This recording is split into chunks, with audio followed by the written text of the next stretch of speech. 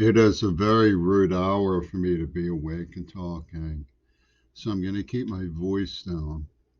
Hopefully, my neighbors will be understanding. There is, after all, a war going on that's much on everybody's mind. And I was having a little trouble sleeping because I have a lot of thoughts. This might be one of my more informative videos. Also, probably one of my least attractive videos. I've done my best to make it possible for me to communicate information about what I see and what's happening.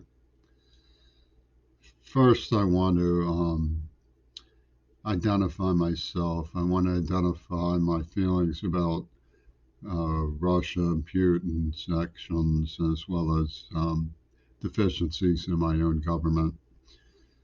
But also, I want to organize how I became an anecdote, a sort of chapter within a chapter in the whole thing, so that it's possible for someone to create a frame of reference.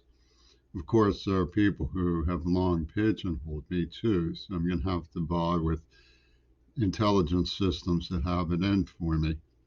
Um, One of the things I wanted to do is explain that my choice of talking about myself before I talk about what's happening in the world isn't because I put myself first, but because I think it's important to understand that the situation I was in was just like a child in Kiev. I was a civilian non combatant, an 11-year-old conscientious objector who the Vietnam veterans attacked. Why Russian tanks are putting Z's on tanks um, is guesswork. It's like a Rorschach blot test. What do you see in it, Jimmy? Might be a question someone could ask. Z was a symbol of Lebrakis, who was a left-wing politician for the people in Greece, who was killed in 1963 when the UN director, Dag Hammarskjöld, and JFK were also killed for what was seen as a humane attitude about Russia. But there's also a double entendre because Z means he lives. The double entendre is that all the evidence shows Adolf Hitler was rescued, taken safely to Argentina by King Edward's Queen. So, there's double entendres throughout the talking points that I make, like Churchill can be broken down to church illness, which of course is a veiled reference to AIDS in poetry. And Neville Chamberlain can be seen as like jazz chambers of Berlin. Gay old Burston perceived these puns and made herself a nuisance, um, scripting the Texas school book for people like Nixon. So there's certainly truth to the allegation that neo-Nazism takes place in the United States. For example, FDR wanted the Vichy French out of Vietnam. He wanted the Vichy French out of Vietnam because they were allies of the Japanese, for one thing. But John Wayne said no. John Wayne was part of a Hollywood syndicate that's still around. He worked with George Takei, and who was on Star Trek with Melvin Belly, who was Jack Ruby's attorney. So we also now know that the psychiatrists for Charlie Manson and Jack Ruby were one and the same, thanks to Tom O'Neill's research. So the reason Eisenhower butted into Vietnam was because Joe McCarthy was taunting him, which is a very bad reason to make such a foreign policy mistake. But the fascists lured us into Vietnam. Now, you're probably thinking I sympathize with what Russia is doing in the Ukraine. Putin is not my attorney. That's far from the truth. Um, I have been denied legal recourse in having been insanely tortured by the British. So, what I wanted to talk a little about is how that operated and how it worked and who was responsible. One of the kingpins of the whole thing was Paul McCartney. Now, I am notorious for, in my own circles, my family, my friends, for having been, got myself castrated by King Crimson, a band I really admired. And there was also the evidence that it looked like Gail Burstyn was on one of Robert Fripp's records. So I said this proved that John Lennon faked his assassination. And there's a lot of corroboration for that in my blog. But what Amnesty International was conjured to do was to lure the conscientious objector mind that was in a semi-coma from an impacted neuroplasm out into the public domain so that it could be ensnared in the public domain rather than allowed um, recovery and status as an injured person. McCartney tried to cast me as a non-civilian, and the status as a non-civilian meant that him torturing me was not a war crime anymore. What I was to him was an illicit part of the Ouspensky's fourth way in the high command. So I want to go into a little bit the Ouspensky's fourth way in the high command, because what we're looking at is a situation where the Russian army is completely dispensed with the pretense of caring very much about civilians. I hear and honor and hope they honor, and I'm glad to hear that they're allowing civilians to leave the besieged cities because it says something that we all hope is true about Putin, which is that he's not going to indiscriminately exterminate civilians in the Ukraine. We all pray that there's a threat of humanity to this man. He has a weird moment occasionally of cerebral intelligence and enlightenment that is very difficult to shake. And that's one of the reasons why Oliver Stone's promotion of him was so successful.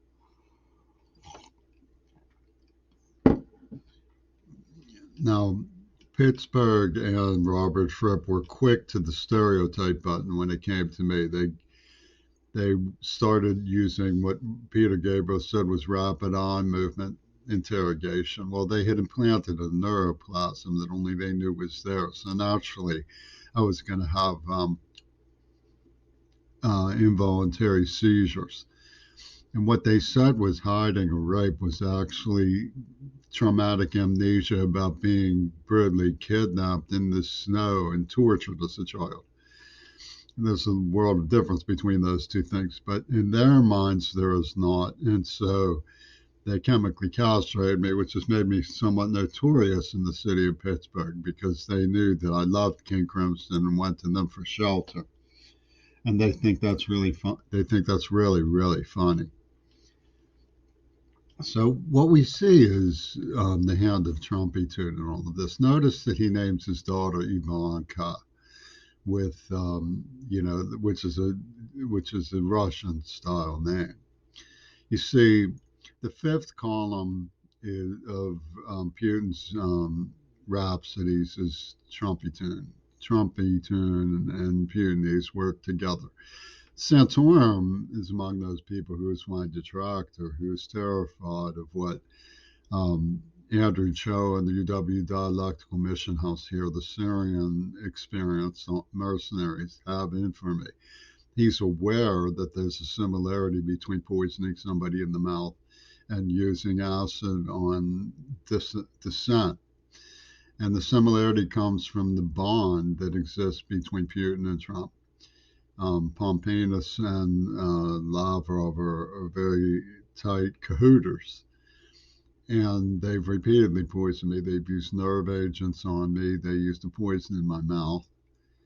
And they subjected me to pussy ball, word game, clock to the AIDS attacks. So sourcing these extermination programs is very important.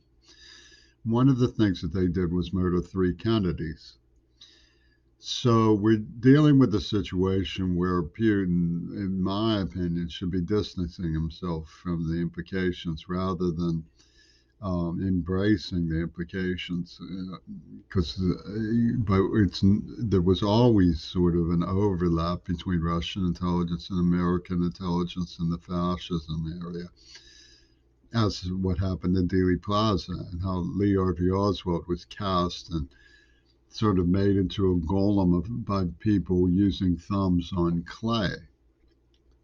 So one of the things you might notice about me is that after 30 years, I'll tell you that my last romance was with an Italian communist girl who was obviously brought in by Oliver Stone, Putin, and Trump to humiliate me and sell the story that McCartney was hacking together for the fourth way of the intelligence field, who were setting off shock and awe and thunder and lightning, that sort of theatrical presentation to get your yah-yahs out for the AIDS victims. You have even though it's race issues have never come to nuclear conflict between white and black, you have a lot of black people who are sort of um, cheering the humiliation of the white in ways that are extraordinarily vicious. Now, for me, it looked like the people behind AIDS were saying Casanova gets cooties.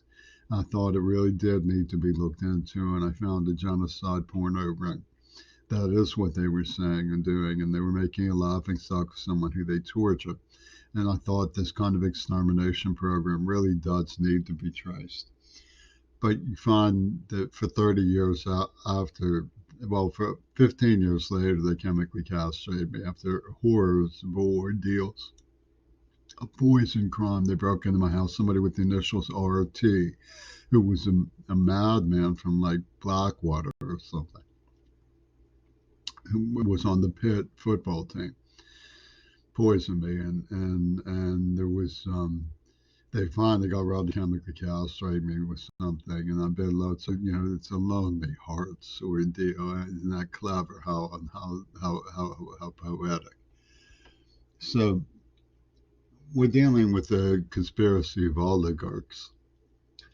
Now, the weird enlightened humanity that sometimes comes up with Putin isn't something we see can really be relied on. That's why there's such a conflict in the world right now. But he's not my attorney by any stretch. The tolerance for cold-blooded fraud comes out of our police departments, our sheriff's office, UW, the electrical administration, the University of Pittsburgh, who tolerated John Schulman's museum thefts, just laughed at me and made me a victim of torture, or making pornography of me, constantly badgering me about issues that they have no business badgering me about. And I'm an injured person, a civilian. So, and the cold-blooded, weird frauds that go on, I have no attorney for. I've been disallowed attorney for. I'm supposed to represent myself against, this like Japanese injection lobby. Ichiro Suzuki out to make play, play of a little boy from the Navy who was abandoned and then adopted by Tojo. So what scares me about the situation is the Israeli commando in charge of the Ukraine, because slogans like never forgive and never forget, never forgive and never forget, coming from Israeli commandos is really pretty harrowing. I grew up in a Jewish Holocaust survivor community. It was lorded over by a man whose name was very similar to Kasparowski, chess warlord of the mind, so to speak, who was saying, if you forgive this man named Casper, we will dance in eternity, all of us together, in beatitude, eternal beatitude. Is that what you want? Is that what you want to stop the war?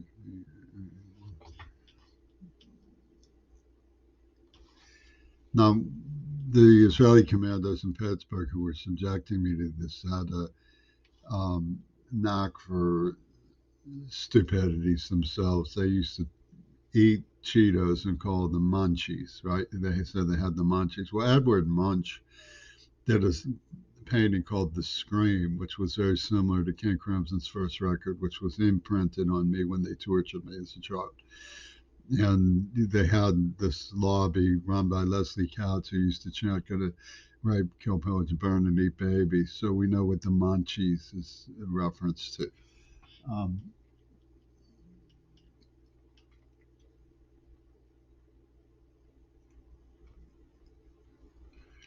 the attorney for Warhol probably knew Keanu Reeves. This is sort of a living matrix situation from the Ouspensky crowd. The face behind the face is something that Yevgeny Yevtushenko published a book called The Face Behind the Face. So you're looking, when you look at somebody like Alice Sheratok, who was a neighbor of Sharon Samuels, who gave me the introduction to Gail Burstyn as a child, who said to me, "Hi, remember me?" Well, had never met her before. She was talking in double entendres.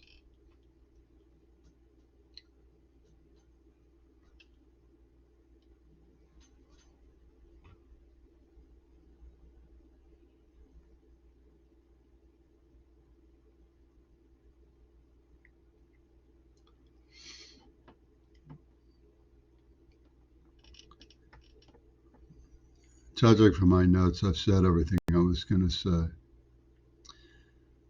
But Z and Hi, remember me sort of gel.